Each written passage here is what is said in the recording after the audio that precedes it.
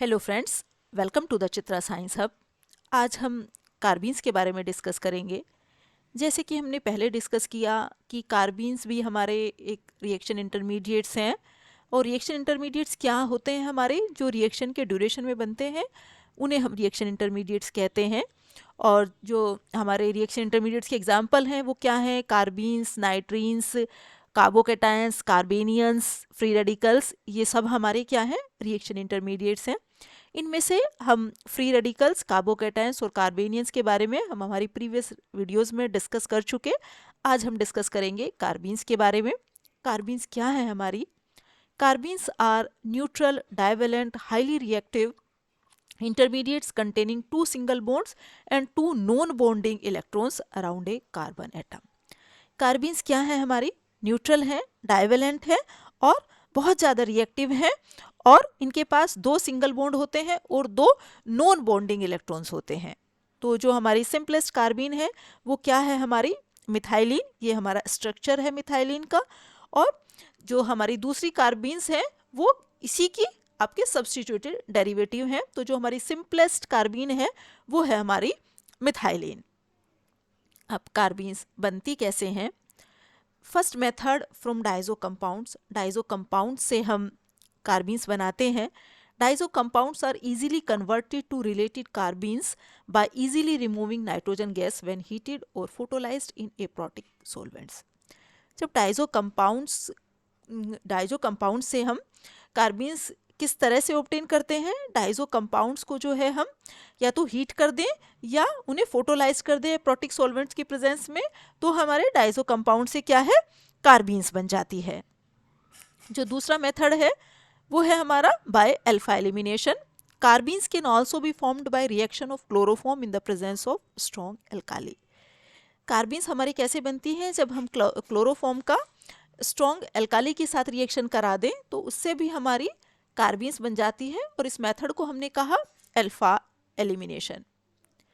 जो third method है वो है हमारा फ्रॉम हाइड्रोजोन्स। तो हाइड्रोजोन से भी हम कार्बीन्स बना सकते हैं। हाइड्रोजोन्स हमारे कैसे बनते हैं? जब हम कीटोन्स और एल्डिहाइड्स को हाइड्रोजन के साथ रिएक्ट करते हैं तो हाइड्रोजोन बनते हैं।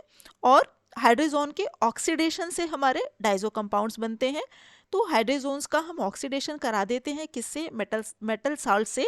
जैसे कि आपका सिल्वर ऑक्साइड है, मरकुरिक ऑक्साइड है, तो आपका जो है MnO2 है, ये सब हमारे क्या है?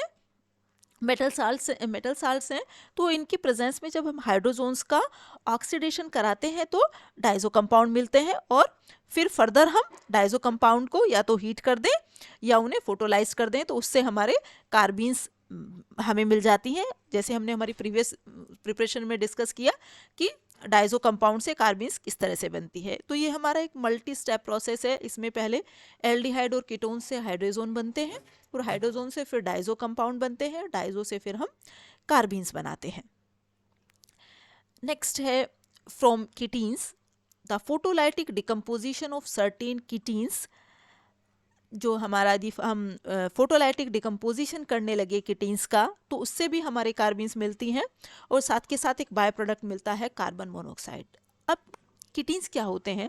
कि कीटीन्स वो मॉलिक्यूल हैं जिनमें कार्बन एटम जो है फर्दर दूसरे कार्बन एटम से जुड़ा हुआ होता है डबल बॉन्ड की हेल्प से।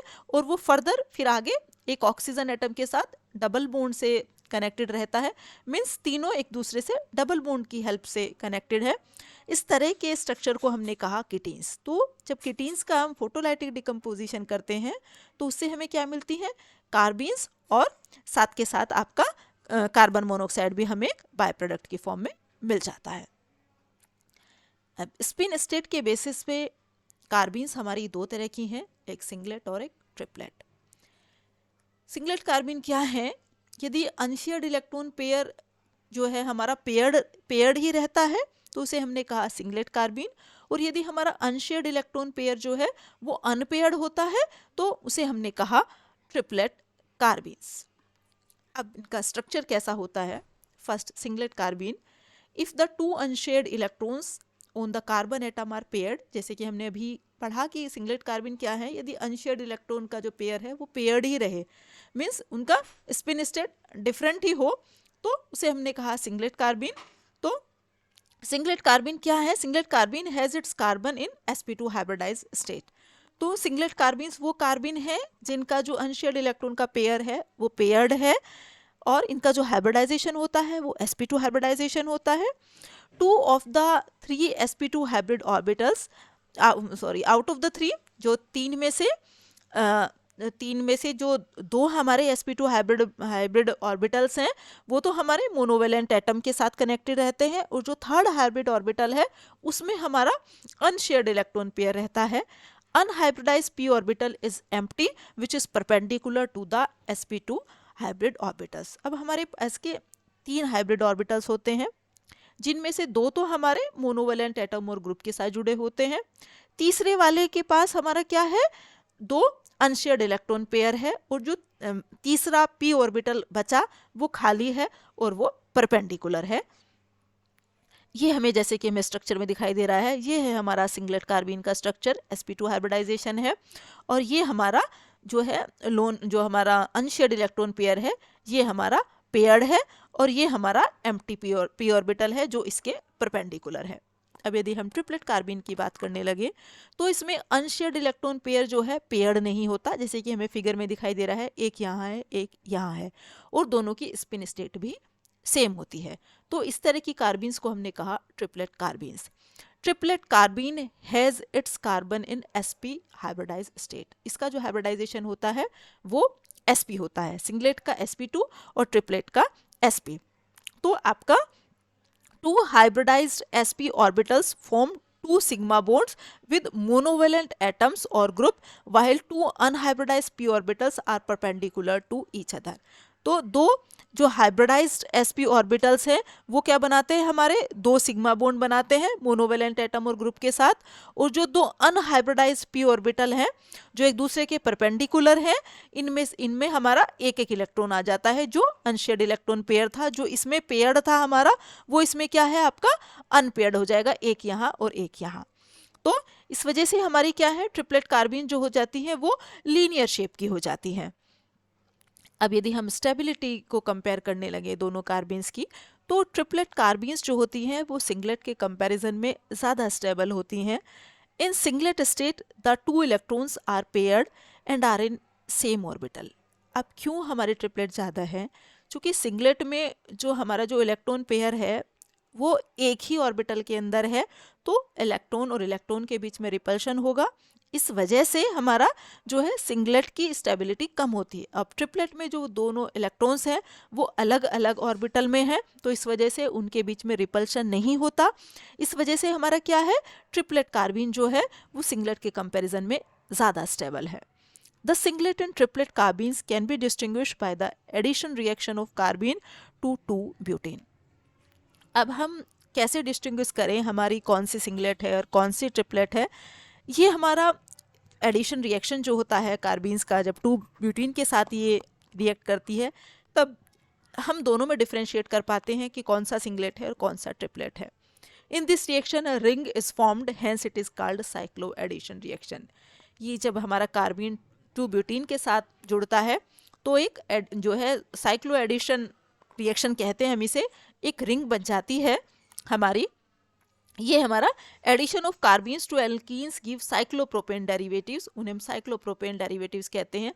अ concerted mechanism is possible for singlet carbene and they add stereospecifically to alkenes. ये एल्कीन्स के साथ स्टीरियो स्पेसिफिकली जुड़ती है। मीन्स स्टेट स्पेसिफिक क्या, कि यदि हमारी जो है सबस्टेट का जो हमारा कॉन्फ़िगरेशन है, यदि वो सिस प्रोडक्ट है तो सिस रिएक्टेंट है तो सिस ही प्रोडक्ट बनेगी, और यदि वो ट्रांस है तो ट्रांस ही प्रोडक्ट बनेगी।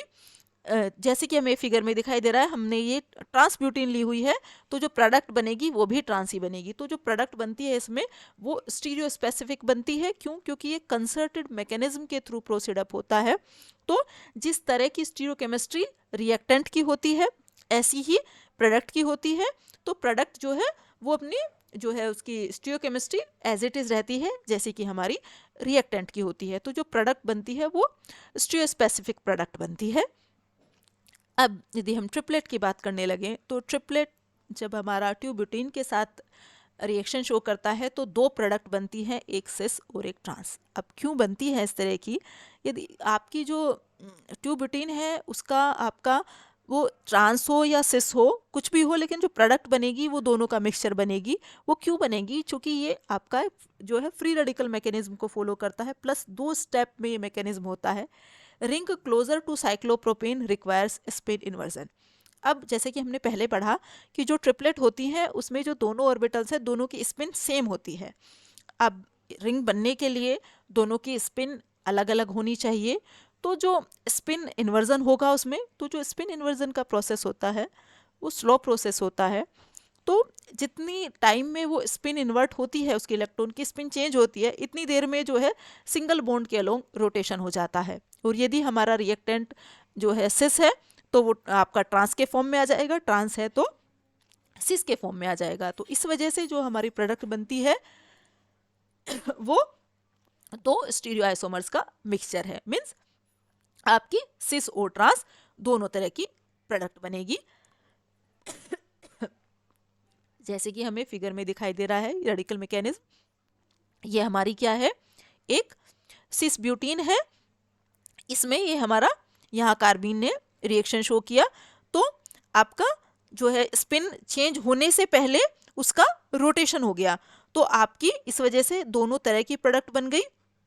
एक वो जैसी कि हमारा रिएक्टेंट था और दूसरी क्या है हमारी इन्वर्टेड प्रोडक्ट। ये क्यों बनी, क्योंकि दोनों की स्पिन सेम होने की वजह से उसका स्पिन हमें इन्वर्ट करना पड़ा, और जो स्पिन इन्वर्जन का प्रोसेस होता है वो स्लो प्रोसेस होता है, तो इतनी देर में वो स्पिन उसकी रिवर्स होती है, इतनी देर में सिंगल बॉन्ड के अलोंग रोटेशन हो जाता है। तो इस वजह से हमें दोनों तरह की प्रोडक्ट मिलती है ट्रिपलेट के केस में, जो है सिस और ट्रांस दोनों, और दूसरी तरफ यदि हम सिंगलेट कार्बिन की बात करने लगे तो वहाँ हमें वैसी ही प्रोडक्ट मिलती है जिस तरह का हमारा रिएक्टेंट होता है। यदि वो सिस है तो सिस से सिस मिलेगी, ट्रांस है तो ट्रांस से ट्रांस मिलेगी, इसमें दोनों का मिक्सचर मिलेगा।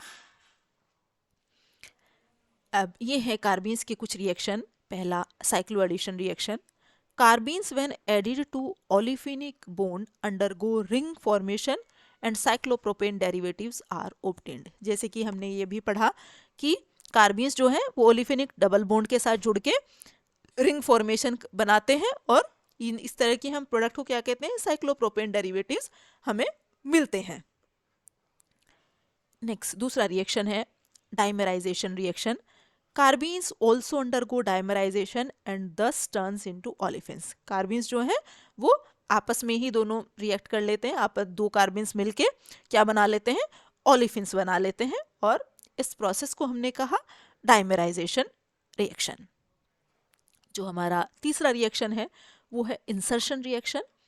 Another characteristic reaction that carbenes give to become stable is that carbene insert between CH और CC बॉन्ड। जो कार्बीन्स हैं वो अपने आप को इंसर्ट कर लेते हैं किसके बीच में, CH बॉन्ड के बीच में या हमारा CC बॉन्ड के बीच में। जैसे कि हमें दो फिगर में दिखाई दे रहा है, ये कार्बीन हमारी यहाँ पे इंसर्ट हो गई, ये प्रोडक्ट मिली हमारी।